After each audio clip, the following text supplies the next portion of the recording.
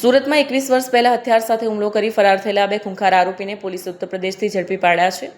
Operation પાર પાડવા માટે હેડ કોન્સ્ટેબલ લાલભાઈ પોતે ચાવાડા બન્યા, જ્યારે કોન્સ્ટેબલ રામજીભાઈ લારી પર વોચ ગોઠવી હેડ કોન્સ્ટેબલ રાકેશભાઈ ચાની સ્ટોલ પર ગ્રાહક બનીને કલાકો સુધી બેસી રહ્યા. 2005માં જ્યારે વરાછા પોલીસ સ્ટેશનમાં હથિયાર અને મારામારીનો ગુનો નોંધાયો, ત્યારે આ બંને આરોપીઓ વિનોબાનગર ઝુંપડપટ્ટીમાં રહેતા હતા. ગુનો આચર્યા બાદ તેઓ રિક્ષા અને પિસ્તલ મૂકીને વતનમાં નાસી ગયા હતા. ડિમોલિશનને કારણે પોલીસ પાસે આરોપીના વતન કે તેમના સંબંધીઓ વિશે માહિતી મેળવવાનો કોઈ રસ્તો બચ્યો ન હતો.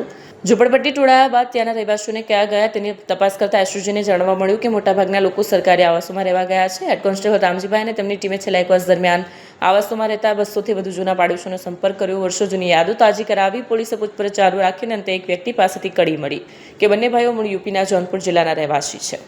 માહિતી મળતા એસઓજીની ટીમ ઉત્તર પ્રદેશના જૌનપુર રવાના થઈ. ત્યાં તપાસ કરતાં ખબર પડી કે આરોપીઓ ત્યાં પણ નથી અને તેઓ વર્ષો પહેલાં રહેઠાણ બદલીને પ્રયાગરાજ શહેર ચાલ્યા ગયા છે.